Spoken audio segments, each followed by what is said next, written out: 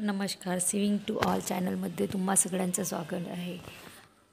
आता आपण हल्टर neck collar blouse शिवू आहे. त्यासाठी वरती मी 2 इंच सोडलेला आहे. त्यानंतर खालून मी शोल्डर घेतलेला आहे 7 इंच. आर्महोल डाऊन घेत आहे 7.5 इंच. हे लाईन्स जोडून घेऊया.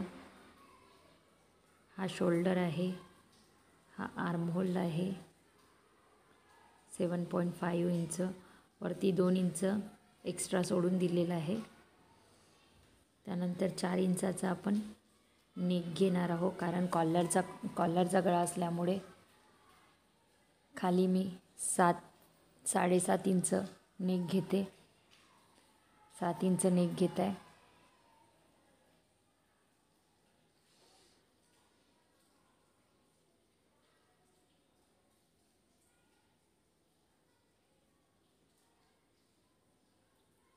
त्यानंतर 2 इंच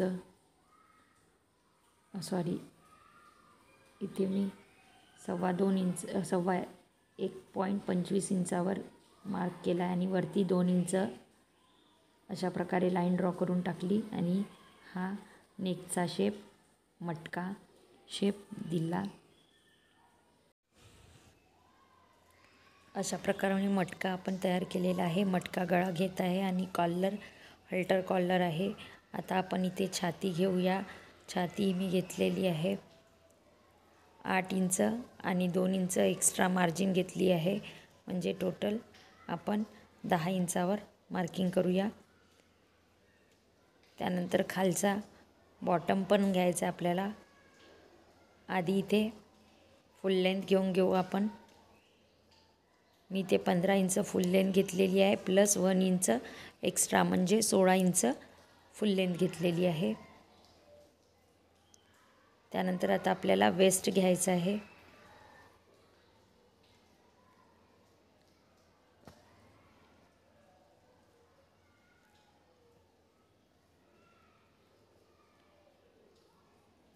वेस्टचा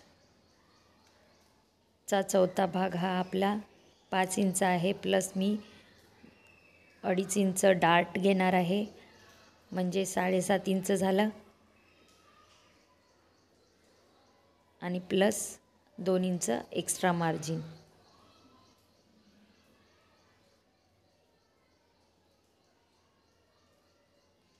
आता मी इथे 2.5 इंचावर डार्टसाठी मार्क केला आहे आणि वरती 4 इंचावर डार्ट घेणार आहे स्ट्रेट.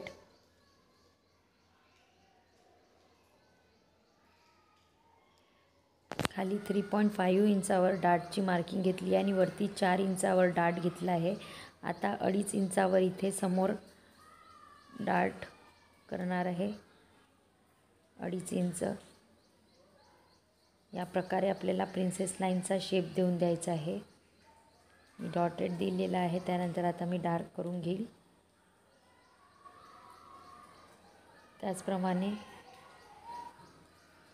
1/2 इंच खाली आपल्याला एक्स्ट्रा वाढवून घ्यायचं आहे आणि वरच्या बाजूला असा वेस्टला जोडून घ्यायचा आहे, कारण शिलाईनंतर कापड वर खाली व्हायला नको.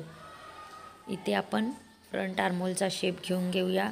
0 पॉईंट म्हणजे 1/2 इंचावर पॉईंट करून फ्रंट आर्महोलचा शेप दिला आहे.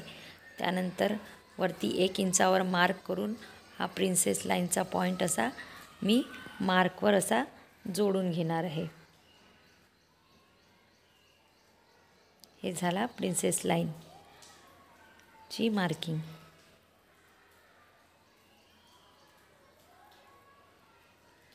अशा प्रकारे अतिशय सोपी पद्धतीने आपण ही हल्टर नेक मटका गळ्याची ड्राफ्टिंग केलेली आहे.